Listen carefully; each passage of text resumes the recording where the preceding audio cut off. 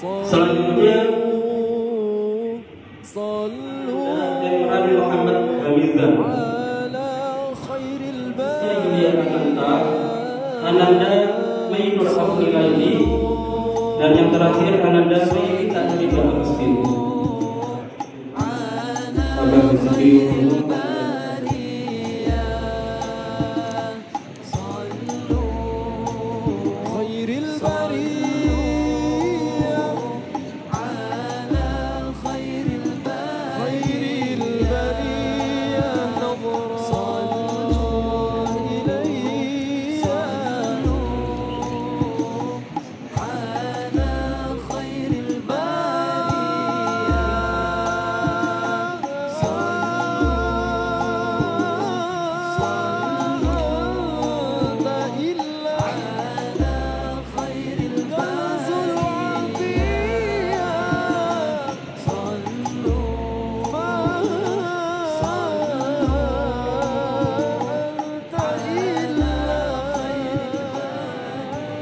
Assalamualaikum warahmatullahi wabarakatuh. Bismillahirrahmanirrahim. Alhamdulillahirabbil alamin. Wassalatu wassalamu ala asyrofil anbiya'i wal mursalin sayyidina wa maulana Muhammadin wa ala alihi wa sahbihi ajmain. Rabbi shrah li sadri wa yassir li amri wahlul 'uqdatam min lisani yafqahu qawli, amma ba'du. Yang kami hormati tokoh-tokoh masyarakat, para kiai dan bunyai, wabil khusus Al-Mukarram Kiai Haji Muhammad Abdullah Ifan Nasir Haji yang berbahagia, jamaah Bapak Ibu dan undangan hadirin yang dirahmati Allah. Pertama-tama marilah kita panjatkan puji syukur kehadirat Allah SWT atas segala nikmat iman, Islam dan kesehatan.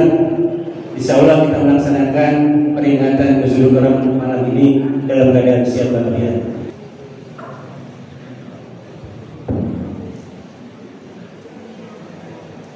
Assalamualaikum warahmatullahi wabarakatuh. Bismillahirrahmanirrahim. Alhamdulillahi ala ma syara'a minad din wal huda ila siratil mustaqim. Wassalatu wassalamu ala sayyidina Muhammad ibn Abdillah al-hadi al-amin wa ala alihi wa ashabihi wa man tabi'ahum bi ihsanin ila yaumiddin. Amma ba'd. Hadratul mukarramin, para alim, para ulama, para hadirin hadirat rahimakumullah. Alhamdulillah, pada kesempatan malam hari ini kita ditakdirkan oleh Allah Subhanahu wa Ta'ala hadir di majlis ini yang insya Allah majlis ini penuhi keberkahan oleh Allah Subhanahu wa Ta'ala, senantiasa dilimpahkan rahmat dari Allah Subhanahu wa Ta'ala, dan semoga perkumpulan kita, hadir kita di majlis ini insya Allah mendapatkan ridho dari Allah Subhanahu wa Ta'ala. Amin, Allahumma amin. Para bapak, para ibu ingkang minulya, termasuk kekhususan yang dimiliki oleh umat Muhammad Rasulullah Sallallahu Alaihi Wasallam, diberikannya waktu tertentu dalam melaksanakan ibadah, dan dari pelaksanaan ibadah Allah memberikan pahala tertentu bagi yang melaksanakan ibadah tersebut, yang mana ini hanya diberikan pada umat Nabi Muhammad Sallallahu Alaihi Wasallam. Di antaranya dalam pelaksanaan ibadah, mulai dari wudu, yukaffiru dzunub, pelaksanaan wudu bisa melebur dosa-dosa, kemudian pelaksanaan ibadah sholat bisa melebur dosa-dosa, baik itu sholat sunnah maupun sholat maktubah, yang mana ini hanya dimiliki oleh umat Muhammad. Tidak hanya itu, dalam segi pelaksanaan juga diberikan kelebihan oleh Allah Subhanahu wa Ta'ala. Sholat yang dilaksanakan sendiri dan dilaksanakan secara berjamaah mendapatkan pahala yang berbeda. Ini pun hanya diberikan kepada umat Muhammad. Dan juga salah satu keistimewaan umat Muhammad terlebih adalah umat Nabi Muhammad yang berada di Indonesia itu sangat senang sekali dalam idhar nikmat, menampakkan kenikmatan atau bisa disebut dengan tahadus bin nikmat. Ini dibuktikan dengan banyaknya sekali perayaan-perayaan untuk memperingati momen-momen yang ada di dalam agama Islam. Kalau dalam satu tahun mawon ya, kita mau menghitung itu sudah berapa? Mulai halal bihalal itu bulan Syawal. Kemudian ada lagi bulan Dzulhijjah. Kemudian bulan Muharram. Kemudian ada bulan Maulid. Kemudian ada bulan Rajab. Kemudian bulan Nisfu Sya'ban. Kemudian ada Isra Mi'raj. Kemudian ada juga Nuzulul Quran. Dan ini saya kira tidak ditemukan di lain negara kecuali hanya di Indonesia. Jadi orang Indonesia itu saya kira mempunyai keistimewaan yang lebih dibandingkan umat Muhammad yang lain, karena sangat mensyukuri apa yang telah diberikan oleh Allah Subhanahu wa Ta'ala. Di antaranya orang Indonesia itu suka memperingati momen-momen tertentu di mana itu untuk mengingatkan kita dan agar kita dapat bersyukur kepada Allah Subhanahu wa Ta'ala. Saya kira tidak ada di negara manapun dalam satu tahun peringatannya lebih banyak dibandingkan yang ada di Indonesia. Sekarang saja ditambah beras saja, malam ini itu paling tidak ada sekitar 20 perayaan Nuzulul Quran di pondok-pondok, di musola-musola itu memperingati Nuzulul Quran.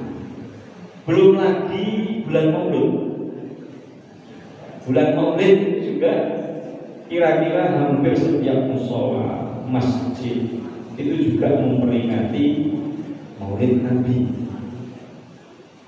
Bahkan ada yang di suatu ketika saya diundang di Lombok waktu itu saya sangat terkesan sekali karena di daerah Lombok bagian utara di pedalaman waktu itu ya agak-agak pinggir, di Lombok agak pinggir. Waktu itu diundang untuk memperingati ulang tahun pondok pesantren yang pengasuhnya itu kebetulan alumni dari pondok saya. Diundang ke sana, kemudian datang itu pada saat tanggal 12 Maulid nanti, tanggal 12 bulan Maulid. Itu mulai habis maghrib sampai jam 9. Perjalanan hanya 20 kilo itu ditempuh 3 jam. Karena setiap lewat gang itu mau masuk ada masjid, disuruh berhenti dan harus turun, harus makan. Harus turun, harus makan. Dalam 20 kilo ini saya berhenti 4 kali di masjid. Ya di situ hanya duduk, disuguhin makan, kemudian berangkat lagi. Ya karena saya tamu yang membawa saya, meminta saya untuk turun, ya saya turun. Itu di Lombok. Itu begitu luar biasanya masyarakat Islam di Indonesia dalam mengekspresikan rasa syukurnya kepada Allah Subhanahu wa Ta'ala. Dan saya yakin pada malam ini diantaranya juga niatnya adalah izharun nikmat, menampakkan nikmat Allah Subhanahu wa Ta'ala yang telah diberikan oleh kita dengan cara memperingati momen nuzulul Quran.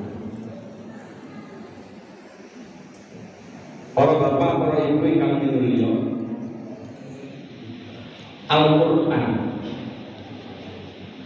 Al-Quran yang kita kenal,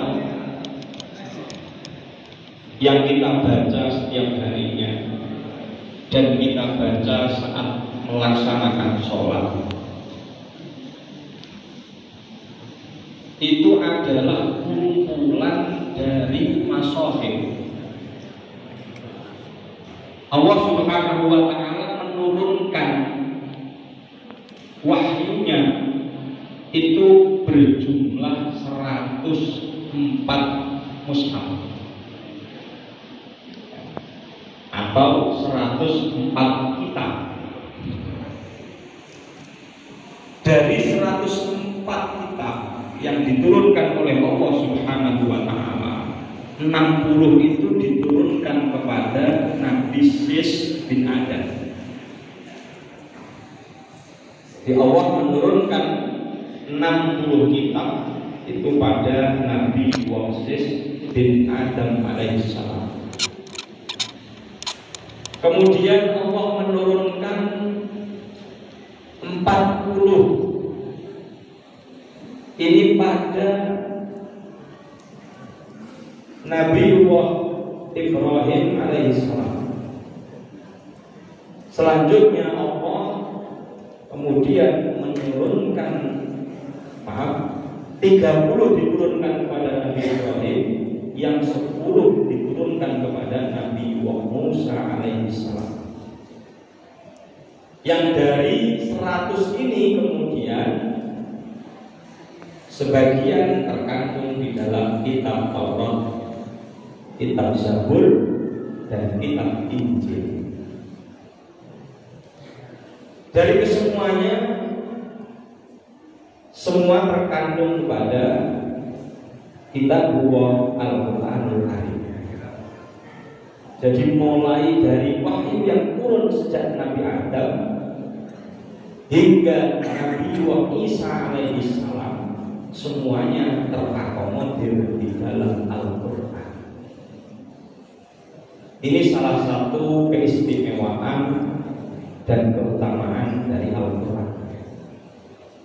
Kalau tadi Pak Giri menyampaikan bahwasanya Al-Quran sebagai pedoman dalam beribadah dan bermuamalah, saya kira lebih dari itu, karena Al-Quran ini mempunyai banyak fungsi. Al-Quran itu mempunyai keistimewaan bahwasanya Al-Quran itu dihimpun oleh Allah Subhanahu wa Ta'ala sejak di Lauhul Mahfuz. Pada saat di Lauhul Mahfuz kemudian diturunkan di Baitul Uzzah atau Sama'id Dunia. Kemudian dari Sama'id Dunia, dari Baitul Uzzah diturunkan ke dunia ala sabilit tadris, diturunkan secara bertahap dan dimulai pada tanggal 17 Ramadan. Diawali dengan surat Al-Alaq. Dalam turunnya Al-Quran ini diturunkan ala sabilit tajrid. Jadi tidak turun kemudian langsung 30 juz sudah. Turunnya secara bertahap sesuai dengan kondisi yang dibutuhkan oleh Nabi Muhammad SAW. Dan Al-Quran mempunyai keutamaan yang sangat banyak. Jadi Al-Quran dipahami untuk sebagai pedoman dalam bermasyarakat, dalam hidup dan lain sebagainya. Ini mempunyai beberapa keunikan-keunikan. Di antaranya Al-Quran secara lafziyah saja itu bisa berfungsi sebagai dawaun likul lidah. Kayak tadi yang dibaca oleh Imam tadi, wa nunazzilu minal qur'ani ma huwa shifa'un wa rahmah wa la yazidul zalimina illa khusran. Ini ayat sebagai obat dari segala penyakit. Tidak hanya itu, Al-Quran juga memberikan tata cara dalam hidup. Karena Al-Quran itu sebenarnya cara berkomunikasinya itu unik. Bapak-bapak itu unik Al-Quran. Orang yang membaca Al-Quran hanya sebatas membaca saja itu sudah mendapatkan manfaat, apalagi kemudian memahami. Di dalam Al-Quran itu banyak sekali ayat-ayat yang menstimulus kita untuk agar supaya menggunakan akal pikiran kita. Di antaranya di dalam Al-Quran itu terdapat banyak sekali ayat. Dari sekian banyak ayat, tidak lebih dari 20% itu berisikan tentang hukum. Sedangkan kurang lebih 80% itu berisikan tentang kauniyah. Kauniyah itu terkait dengan alam semesta. Yang berisikan tentang hukum, baik itu hukum beribadah dan lain sebagainya, itu hanya 20%. Tapi orang memandang Al-Quran itu justru sudut pandangnya banyak yang pada aspek hukum. Sedangkan isi dalam Al-Quran lebih banyak tidak berisikan tentang hukum, tapi tentang fenomena ciptaan Allah Subhanahu wa Ta'ala. Sehingga Allah Subhanahu wa Ta'ala dalam berinteraksi, saya membahasakan dalam berinteraksi dengan manusia, ini menggunakan bahasa-bahasa yang tidak menjustifikasi, tapi justru menstimulus orang, mendorong orang untuk berpikir secara logis. Contohnya, di dalam Al-Quran itu Allah Subhanahu wa Ta'ala memberi sindiran bagi orang yang tidak melakukan perintah beliau dengan kata-kata ikmalu ma syi'tum innahu bima ta'maluna basir. Ikmalu ma syi'tum innahu bima ta'maluna basir. Lakukanlah sesuai dengan kehendakmu. Innahu bima ta'maluna basir. Ketahuilah bahwa Allah Subhanahu wa Ta'ala adalah zat yang maha mengetahui. Orang tanpa belajar Al-Quran pun mestinya akan paham dengan redaksi semacam itu. Itu kalau bahasa Arab ya. Saya contohkan kalau bahasa Indonesia. Ikmalu itu kalau dalam bahasa Arab itu disebut dengan fi'il amar atau kata perintah. Sedangkan di dalam bahasa Arab kata perintah itu bermakna harus dikerjakan. Akan tetapi terkadang kata perintah itu tidak bermakna perintah. Contoh, seperti halnya ada guru yang mengajar di kelas. Kemudian guru tersebut melihat ada salah satu muridnya ada yang ngantuk. Kemudian saya tanya, "Nah, sampean ngantuk?"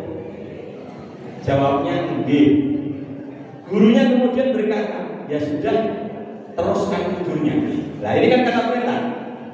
Teruskan tidurnya. Kira-kira muridnya itu akan terus tidur atau justru tambah bangun? Gak berani tidur. Ini berarti bahasa yang digunakan Al-Quran itu adalah bahasa pola komunikasi, tidak hanya dari aspek ucapan saja, tapi juga situasi di sekelilingnya. Orang itu akan paham bahwasanya dalam kondisi ngaji itu tidak selayaknya tidur. Sehingga walaupun dalam keadaan ngaji kemudian sang murid tadi diperintah teruskan tidurnya, dia pasti ketika mereka mempunyai akal yang sehat tidak akan berani melakukan hal tersebut. Di dalam Al-Quran gaya komunikasi Allah Subhanahu wa Ta'ala semacam itu sangat banyak sekali. Sangat banyak. Kemudian di dalam Al-Quran biasanya ada menggunakan kata tanya. Afala ta'qilun. Biasanya kan kalau bahasa Jawa atau bahasa Indonesia ada orang diterangkan satu kali, dua kali tidak paham. Kadang-kadang itu cara nyindirnya itu dengan cara, "Mas, sampean punya otak apa?" Kira-kira yang ditanya itu akan menjawab apa enggak kira-kira? Enggak. Padahal secara bahasa ucapan itu adalah kata tanya. Sedangkan kata tanya pasti butuh jawaban. Jawabannya mestinya ya atau tidak. Tapi ternyata dijawab iya, salah. Di dalam Al-Quran pola komunikasi semacam itu sangat banyak sekali. Sehingga sangat bahaya sekali apabila orang mendalami Al-Quran akan tetapi hanya dimaknai secara tekstual. Bisa jadi orang akan terjerumus dalam hal semacam tadi contohnya. Ya udah, teruskan saja tidurnya, terus tidur benar, padahal salah. Sama halnya dengan imanu masitum, lakukan sesuai dengan apa yang kamu kehendaki. Kalau orang mengatakan semacam itu, "Oh iya, saya diperintahkan Al-Quran untuk melakukan sesuai kehendak saya." Padahal yang dimaksud itu bukan perintah, melainkan ancaman. Dan kita memahami perintah semacam itu, ancaman semacam itu tidak harus kemudian menggunakan perangkat yang bermacam-macam, tapi menggunakan apa? Daun atau perasa dan juga muktadal hal, situasi yang ada.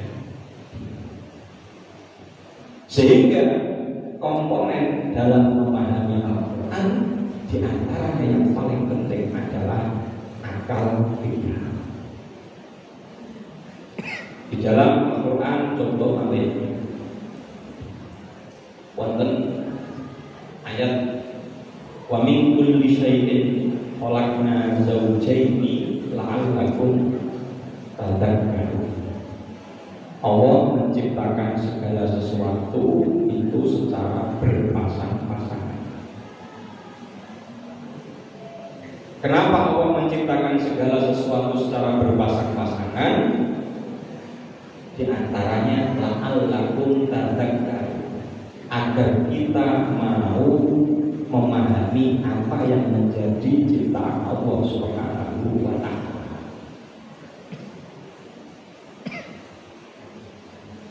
Kita membayangkan saja di Indonesia itu, Allah Subhanahu wa Ta'ala menciptakan secara berpasang-pasangan.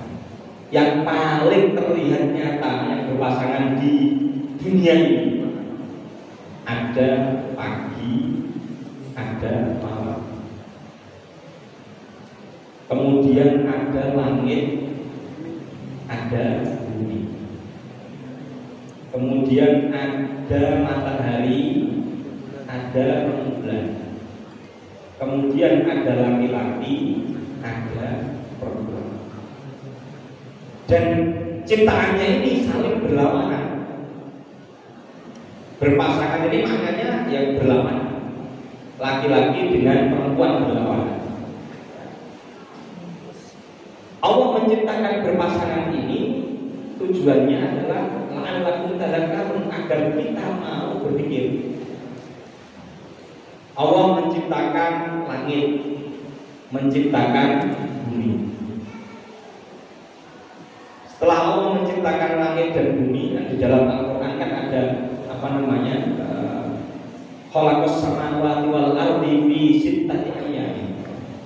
Allah menciptakan langit dan bumi itu selama 6 hari. Selama 6 hari. Menciptakan langit dan bumi, Allah kemudian menciptakan mega, sahab, menciptakan mega. Selain Allah menciptakan mega, Allah juga menciptakan angin. Munculnya mega itu karena adanya matahari. Matahari kemudian mengenai laut, kemudian uapnya membentuk mega. Setelah mega terbentuk, mega ini kemudian di posisinya ini terpecah-pecah. Allah menciptakan angin, dari angin berhembus, mega yang tadinya terpisah-pisah kemudian menjadi satu, akhirnya terjadilah mendung. Setelah terjadi mendung, kemudian turunlah hujan dari langit. Hujan turun, jatuh ke bumi, kemudian terkena tanah yang tadinya tandus, kemudian menjadi subur. Setelah tanah menjadi subur, kemudian tumbuhlah tanaman-tanaman yang bermacam-macam. Kalau Bapak Ibu sekalian mengingat-ingat, sekarang ini tahun 2025. Coba kalau yang sekarang umurnya mungkin sudah 50 tahun saja, kita flashback 50 tahun yang lalu, kira-kira makanan zaman sekarang dengan zaman dulu itu lebih bervariasi yang mana? Sekarang dulu bapak-bapak ibu-ibu, nasi goreng saja itu macamnya paling hanya satu. Sekarang nasi goreng itu mulai ada yang ada sosisnya, ada macam-macam. Ini baru dari satu bahan padi. Dari satu bahan padi yang ini tumbuh dari bumi, kemudian padi ini diolah menjadi nasi, nasi diolah menjadi makanan yang bermacam-macam. Ada lontong, ada nasi pun juga ada nasi goreng, nasi kebuli, nasi macam-macam. Itu baru satu nasi. Ini baru dari satu. Kemudian diolah lagi, beras ini kemudian menjadi tepung. Akhirnya ada yang menjadi roti dan lain sebagainya. Ini baru satu. Belum lagi kemudian ada tumbuh-tumbuhan berupa buah, orange, berupa mangga dan lain sebagainya. Ternyata kita dalam kehidupan yang kita jalani saat ini, apa yang kita makan kita tidak pernah membayangkan nasi ini berasal dari mana. Padahal dulu 50 tahun atau 60 tahun yang lalu kita merasakan nikmat berupa nasi itu hanya nasi putih dengan lauk saja. Tapi sekarang kenikmatan nasi ini semakin bervariasi. Ini menunjukkan bahwasanya ternyata manusia itu secara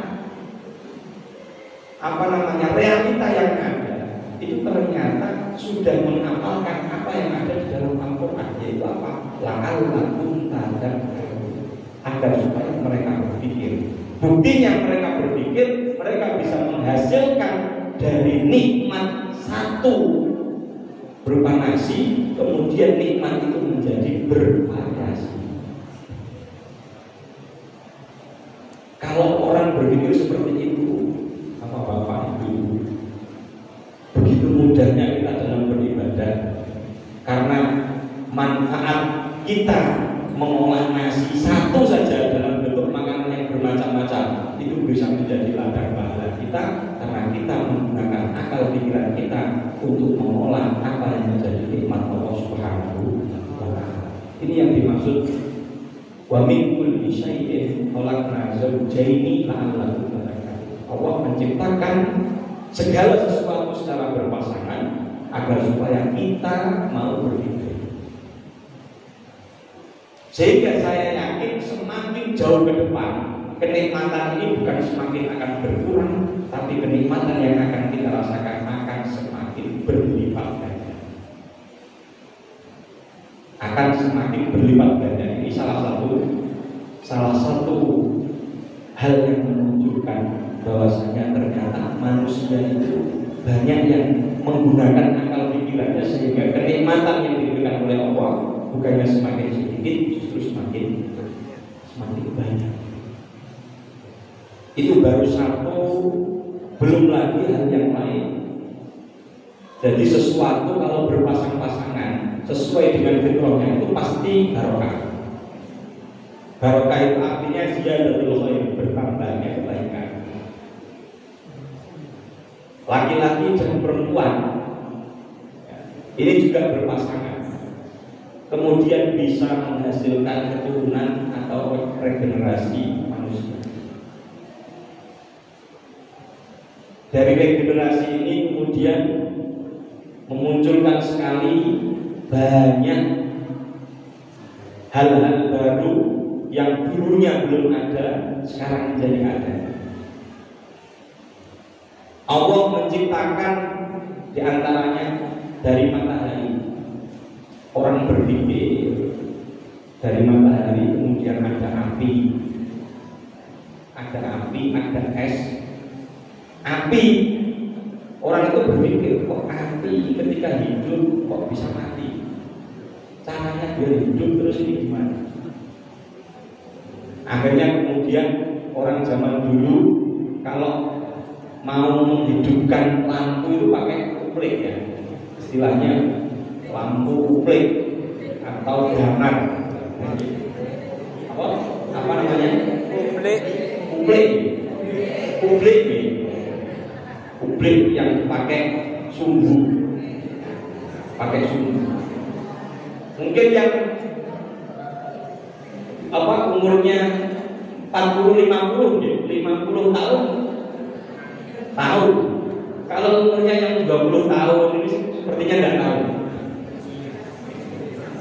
Tahunya ini.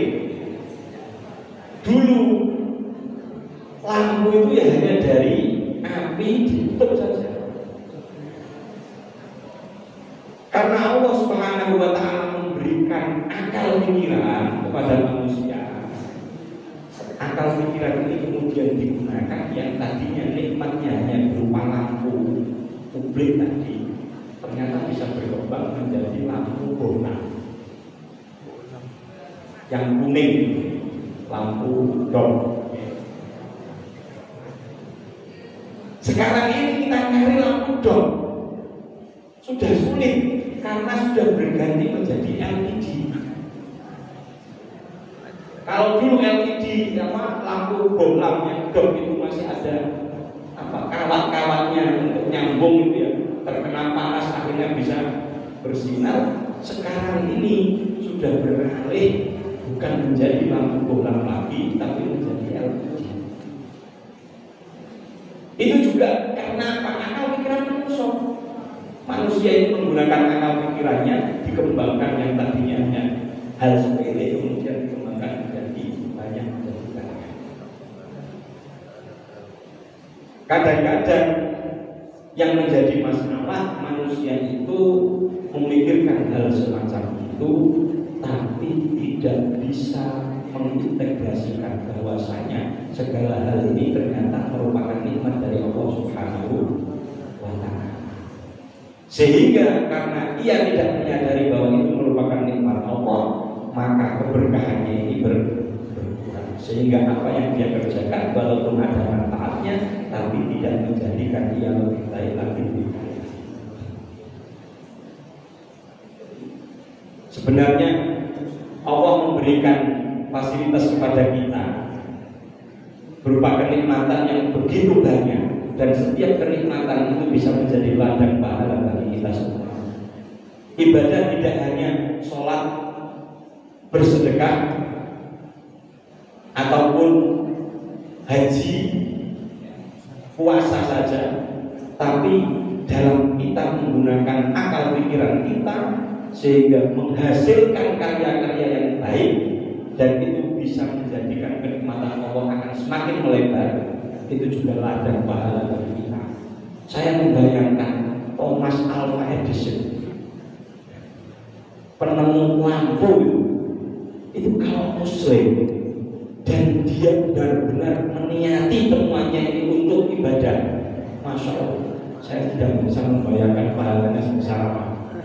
Karena seluruh dunia mana yang tidak menggunakan lampu, mana yang tidak menggunakan lampu. Itu baru lampu, belum yang lain. Pesawat, kok bisa orang itu berpikir sampai jadi pesawat, padahal yang inspirasinya ya hanya dari burung dan lain sebagainya. Jadi istilahnya kalau saya menggambarkan Al-Quran itu seperti halnya berlian. Tidak bisa kita melihat Al-Quran dari satu sisi saja, tapi setiap sisi dari Al-Quran itu bisa kita jadikan sebagai pelajaran. Itu Al-Quran. Maka Al-Quran dipahami ini tidak bisa hanya dari satu sisi saja, tapi Al-Quran bisa dilihat dari berbagai sisi. Bisa jadi kita melihat dari satu sisi, tapi orang lain bisa melihat dari sisi yang berbeda, dan semuanya akan mendapatkan manfaat dari Al-Quran. Sehingga nikmat yang paling besar yang diberikan oleh Allah Subhanahu wa Ta'ala kepada Nabi Muhammad SAW, yaitu berupa diturunkannya Al-Quran kepada kita semua. Akan tetapi kita dalam memahami Al-Quran kadang-kadang masih parsial, dan kemudian dalam memahami Al-Quran, apabila kita tidak bisa secara full, ya paling tidak sebagian. Apabila kita sulit untuk memahami, paling tidak baca. Kalau sudah tidak membaca, tidak paham, mau bagaimana lagi? Padahal bacaan Al-Quran itu menjadi syarat sahnya sholat, yaitu ada suratul Fatihah, menjadi rukun sahnya sholat, atau menjadi bagian dari yang tidak terpisahkan dari pelaksanaan sholat. Jadi sebenarnya kita dalam menjalani kehidupan kita sehari-hari itu sebenarnya simple apabila kita mau tafakur. Kalau bahasa Jawanya itu angan. Kadang-kadang kita itu tidak mau angan-angan, ya. Bisa jadi kita melihat hal yang sepele, diangen-angen, akhirnya muncul rasa syukur. Orang merasa bersalah itu tidak akan pernah dia merasa bersalah tanpa melalui angen-angen. Dengan angen-angen ini akhirnya kita bisa merasa kita seperti ini atas nikmat dari Allah Subhanahu wa Ta'ala. Kita hidup sampai saat ini karena rahmat dari Allah Subhanahu wa Ta'ala. Jadi kalau sebenarnya kita mau angen-angen itu sebenarnya malu sama Allah Subhanahu wa Ta'ala. Kita itu yang menciptakan Allah. Apa yang kita lakukan juga dari Allah.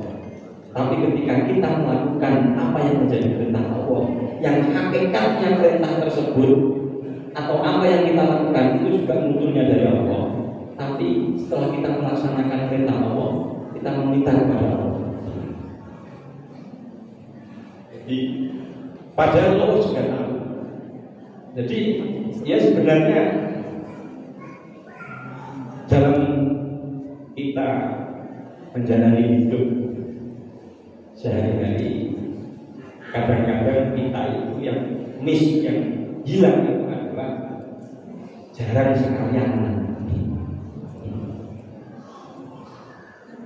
Mungkin karena kesibukan datang-datang, misal kerja datang malam sampai tidur pagi kerja lagi, tidak ada waktu untuk kita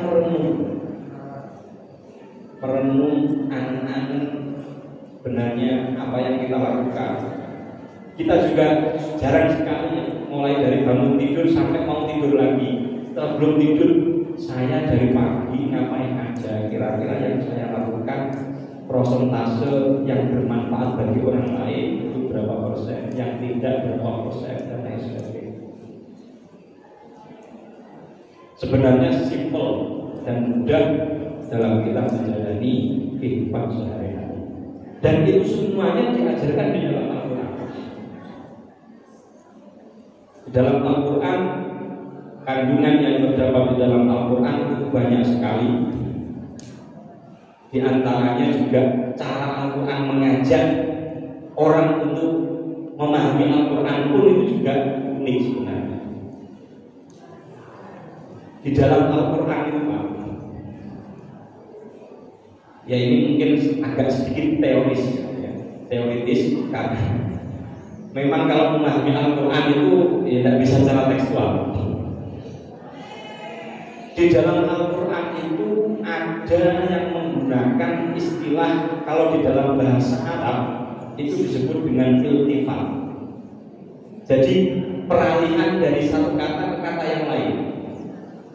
Kalau mungkin di masjid-masjid itu ada sebelum sholat itu memandangkan pujian, ada apa? Ilahi abdukal asi ataka mukirron bidunubi waqad da'aka. Ilahi kalau diartikan bahasa Indonesia itu wahai Tuhanku. Tuhanku ini berarti yang mengatakan kita adalah sebagai mutakalim, orang yang mengatakan. Tapi ilahi abduka ini adalah berbeda dengan mutakalim. Tuhanku, hambamu.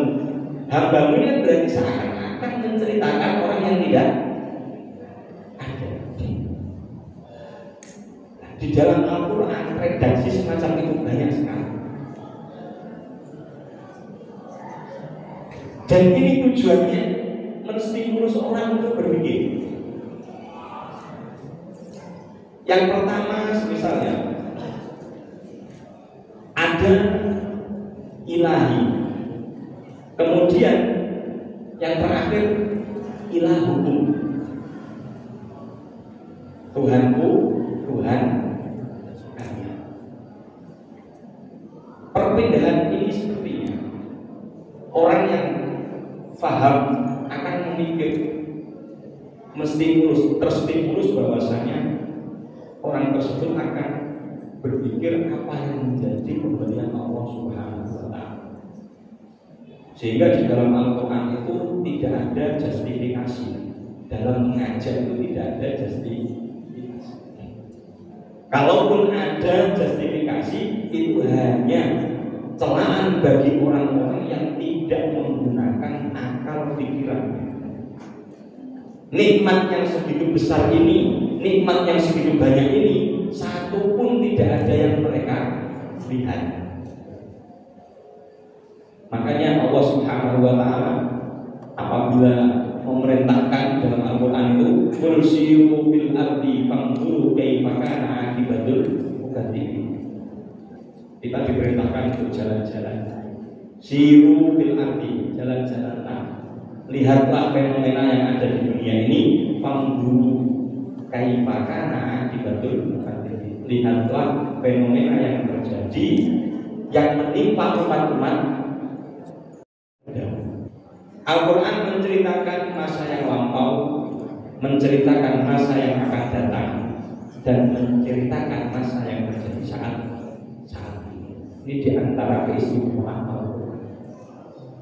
Maka dari itu, sebisa mungkin kita menggunakan waktu yang kita miliki untuk memahami Al-Quran, baik itu dari satu sisi atau dari sisi-sisi yang lain. Karena Al-Quran tidak bisa dipahami hanya dalam satu sisi saja, melainkan dari berbagai sisi. Kadang-kadang Qurannya sama, tapi sudut pandangnya berbeda. Ya bisa juga berbeda, walaupun Qurannya sama. Nah ya memang Al-Quran itu bisa dilihat dari berbagai macam sisi. Karena Al-Quran itu menggunakan bahasa Arab. Bahasa Arab yang ada di dalam Al-Quran apabila diterjemahkan itu kurang lebih justru malah membatasi luasnya Al-Quran. Sehingga apabila panjenengan belajar Al-Quran dari terjemahan, itu memahami Al-Quran dari beberapa sisi saja, tidak dari sisi-sisi yang berbeda-beda. Karena contoh, kenapa Al-Quran apabila diterjemahkan itu terjemahan tidak bisa mengakomodir semuanya? Karena memang sulit sekali, sulit sekali. Di dalam bahasa Arab ada istilah ini. Kalau bahasa Arab biasanya di dalam bahasa Arab, pelajaran bahasa Arab dicontohkan. Koma Zaidun, Zaid berdiri. Zaidun qaimun, itu juga Zaid berdiri. Kana Zaidun qaiman, itu juga Zaid berdiri maknanya. Kemudian inna Zaidun, inna Zaidan qaimun, itu juga maknanya Zaid berdiri. Donantu Zaidan qaiman, itu juga Zaid berdiri. Tapi oleh orang Indonesia, lafaz yang berbeda-beda, terjemahannya hanya satu, Zaid berdiri. Padahal masing-masing bahasa mempunyai fungsi yang berbeda-beda. Sehingga Al-Quran apabila diterjemahkan paling hanya bisa mengakomodir dalam beberapa sisi saja. Karena apa ya? Karena Al-Quran itu memang kandungannya luas. Makanya kalau kemudian ada tafsir dan lain sebagainya, tafsir pun itu juga bermacam-macam. Ada tafsir lugawi, ada tafsir maudhu'i dan lain sebagainya. Itu menunjukkan bahwa keluasan Al-Quran dan bisa menjadi pijakan dari apa yang kita lakukan. Tidak hanya dalam amal ibadah kita dan bermuamalah kita, tapi bagaimana Al-Quran ini menjadi guidance of life, aturan, arahan jalan hidup kita dan sudut pandang kita terhadap kehidupan dan bagaimana mensikapi segala hal yang telah diberikan oleh Allah Subhanahu wa Ta'ala. Semoga kita menjadi umat Muhammad yang senantiasa berpegang teguh kepada Al-Quran dan kita bisa ada manfaatnya, dan mohon maaf apabila ada hal-hal yang kurang berkenan dari tutur kata atau ucapan. Kami mohon maaf yang sebesar-besarnya. Wal afu minkum wallahul muwaffiq ila aqwamit thoriq. Wassalamualaikum warahmatullahi wabarakatuh. Alhamdulillahirabbil alamin hamdan yuwafi ni'amahu wa yukafi mazidah. Ya Rabbana lakal hamdu kama yanbaghi li jalali wajhika wa 'azimi sultanik. Allahumma shalli wa sallim ala sayyidina Muhammadin salatan tunjina biha min jami'il ahwali wal afat wa taqdi lana biha jami'al hajat wa tutahhirna biha min jami'is sayyi'at wa tarfa'una biha indaka 'ala darajat wa tuballighuna biha aqsal ghayati min jami'il khairat fil hayat wa ba'dal mamat. Allahumma a'inna 'ala dzikrika wa syukrika wa husni ibadatik. Allahumma rzuqna ilman nafi'a wa 'amalan shalihan wa rizqan halalan thayyiban wa tijaratan lan tabur. Ya musarrifal qulub sarrif qulubana 'ala ta'atik. Ya muqallibal qulub tsabbit qalbi 'ala dinik. Allahumma ihdina bi hudaka wa la tuwallina mimman siwak waj'alna mimman yusharu fi ridhaka wa la taj'alna mimman khalafaka amraka wa 'asak. Wa hasbunallahu wa ni'mal wakeel, ni'mal maula wa ni'man nasir, wa la haula wa la quwwata illa billahil 'aliyyil 'azim. Rabbana atina fid dunya hasanah wa fil akhirati hasanah wa qina adzabannar. Wa sallallahu ala sayyidina Muhammadin wa ala alihi wa sahbihi wa baraka wa sallam. Subhana rabbika rabbil izzati amma yasifun wa salamun 'alal mursalin walhamdulillah.